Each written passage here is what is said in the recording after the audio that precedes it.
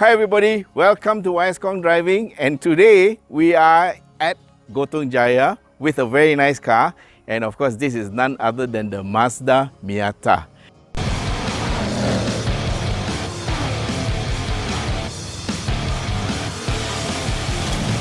And this is the NC version, which is I think the third version of Mazda, and for the Miata, sorry. And this was launched in 2005 and it lasted all the way to 2015. So it was a 10-year life cycle, and there were two facelifts. All in there were 3 models. So in between 2005 and 2015 there were 2 minor facelifts, mainly changes to the front and also to the tail lights, but basically in the same body. They had a few versions, including a 1.8 liter, but this is a 2 liter naturally aspirated engine that has 170 horsepower and 190 Newton meters of torque. Now this is actually Mazda's attempt at building what they call a British sports car, of those days, and they actually did a very good job. The Miata is now an icon and is one of the most sought after cars for collectors and enthusiasts. Right, let's take a quick look around the car. So at the front, it's got a very familiar front, and I've seen things that look like this in the cartoon movie cars, and of course there is the car that looks like this one.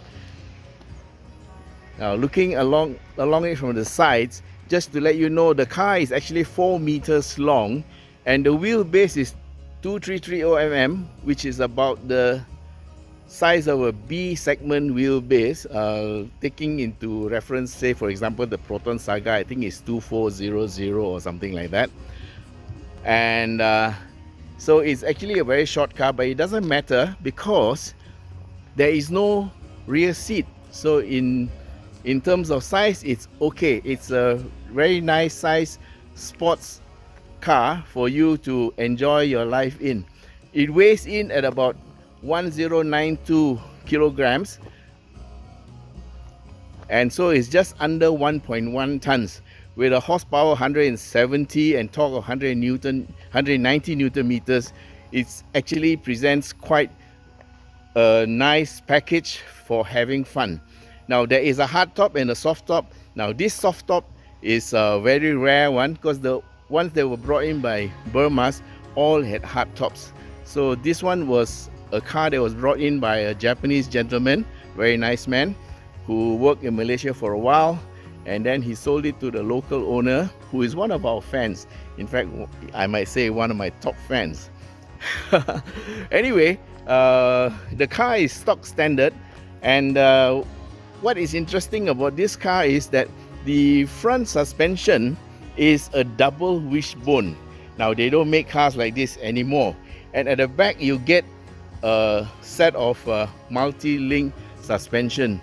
So in terms of handling, this car should be one of the best you can get in the market. Now despite the fact that it was made or designed before 2005 and it lived all the way from 2005 to 2015. Now in the front you get a large floating caliper with ventilated discs. Now those are 16-inch wheels, and what we have there are Potenza RE003s. Now these tires are not that good because they've been in the car quite a while and the rubber is a little bit hard, so we've got to be careful driving it. Now at the rear you get quite a large disc, but it's a smaller caliper and it's non-ventilated. So you can see the Bridgestone, the size is 205/50 R16, and these are the RE003s. Now looking at the back, it has the classic Miata shape, and as I said before, there were 2 facelifts. The back remained practically the same, except for one of the facelifts. They added a rear spoiler, mini spoiler up here, and for the rest, for the other 2, they also changed the tail lights design. I suppose it was too much cost to change the rear end because it's quite complicated to change. But at the front, what they did was they changed the bumper. So as you can see here, the bumper is one piece that starts from somewhere here, and so they could make small changes to the bumper. So there were three faces. They have a, this is the first face, then the second one they had a smiley face, and the third one they had a fierce looking face. That was what was told to me. Okay, so this car is of course only a two-seater, and just for your information, it has done about 73,000 kilometers. But before we look into that, let's have a look at the engine compartment. Okay, we're going to open the bonnet and we'll take the little stick and fit it here. All right. So, judging by the weight of the bonnet here, this is actually aluminum. You can see here all the aluminum riveting they have done. So this is an aluminum bonnet, so that is weight reduction. But you can also see for a car that was designed in 2005, they already followed certain things that were in the industry much later. You can see here the fender here, this plastic, this is the metal fender which is white. So they have actually cut a hole in the fender to save weight. Same thing with the front, so they cut the front part and the back part, and of course this one is a stronger strut mount. This is the top mount for the wishbone suspension. Then if you take another step back, you can see why this car is such a good car, why Jeremy Clarkson said it's one of the best cars you can have. Look at the center of the front wheel versus the engine. So you can see the engine is actually behind the front wheel. Yeah, the engine is demarcated by this line here, this hose. See, that's where the engine, the bulk of the weight is behind the front suspension. So this is a 4-cylinder, and I believe this car has a 50-50 weight distribution, which also helps to explain why it's so good.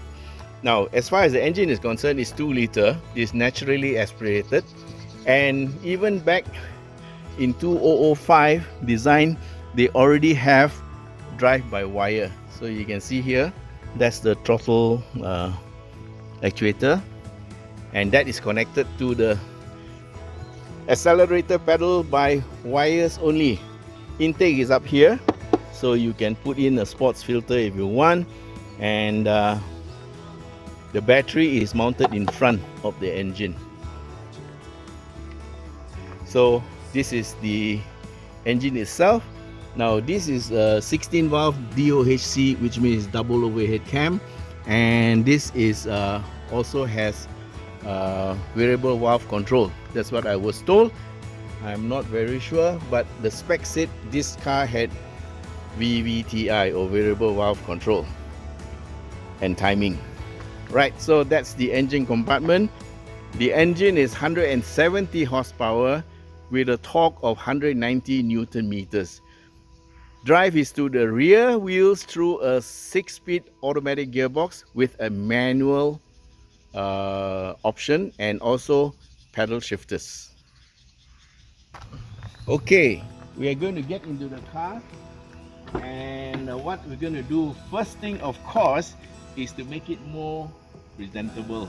Yeah, this is good for rain and all that, but what we're going to do is we are going to open up the roof. Very simple mechanical mechanism, and you just drop it to the back.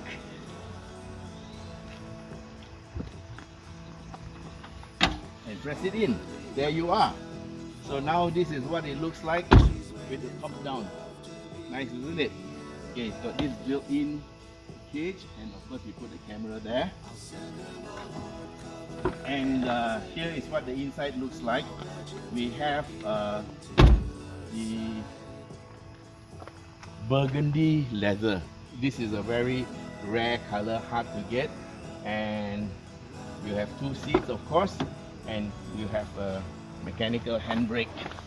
Okay, so inside the car you have pedal shifts, but these pedal shifts are a little bit different. I'm going to put the seat down back a bit. You have the up shift pedal here, and the down shift pedal is here. So both sides you can go down, and both sides you can go up. So just now when I was driving up the hill, I was trying to shift down by pressing on the left pedal and kept on shifting the gear up. So I had to correct myself. So you shift up by pressing this with your fingers, and you press your thumbs on this to shift down. Simple, and it only works when the gear lever, okay, this is a handbrake, the gear lever is moved to the right to the M, then you use the pedal shifters. Okay, I think I don't think you can use the pedal shifters if you don't have it in M. I'm not sure, but we'll confirm that later. Okay, elsewhere the instrument panel is quite sporty because you got the analog meters, rev counter, your speedometer, temperature gauge, and this is the oil pressure. Fuel gauge is over here. Then you have a digital readout. The car has done 73,505 kilometers. Not bad for a car that's 14 years old. Okay, the dash here you have, this is hard plastic, very rudimentary, and this is plastic, and this is plastic, and this is all plastic. And plastic is good because it doesn't melt, it doesn't break or crack so easily. You have your little visor, mirror, and that's about it. So it has a keyless start, so you have a key fob that looks like this. So all you got to do is just press the brake. There you are. So there is a little button here. Okay, let's do that again. Can we have the thing near here? I'm going to start the car and listen.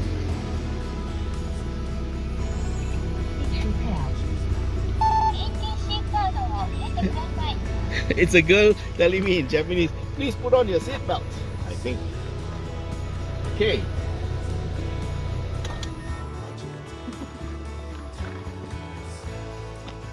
So, does it have traction control?